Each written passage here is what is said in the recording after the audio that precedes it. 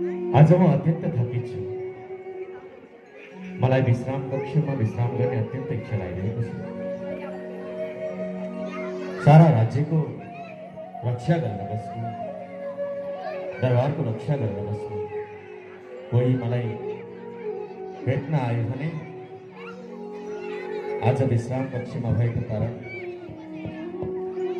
मलाई अरूसँग मिल्नको त्यति इच्छा छैन। त्यसैले द्वारको रक्षा गरेर बस्नु हजुरहरूको जिम्मेवारी थपेको छु। हुन्छ महाराज।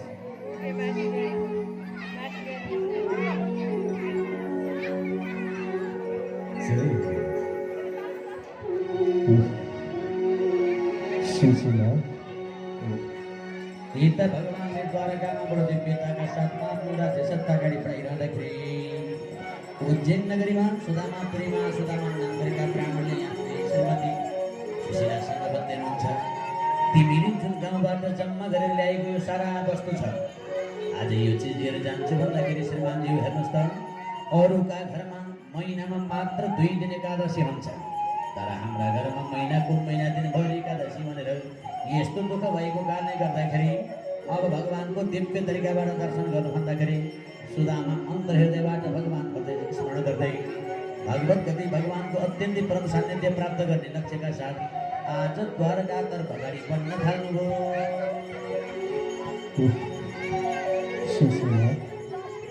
अब तिमी जानु नै भनेर घर गर्छौ नि त म के नै भन्न सक्छु।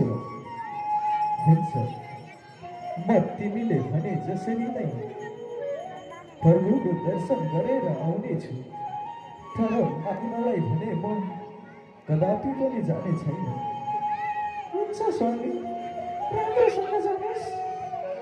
हुन्छ सुशीला, बाल गोपालहरूको राम्रोसँग ख्याल गरेर बस है। भइहाल्छ नि स्वामी, आज निर्धक्क भएर जानुहोस्। हरे कृष्ण कृष्ण कृष्ण। हे प्रभु, वर्षौं भयो हजुरसँग भेट नभएको पनि हजुरलाई मैले कहाँ कहाँ खोजिन, कुन ठाउँमा खोजिन, तर आजसम्म हजुरको दर्शन समेत पाएको छैन।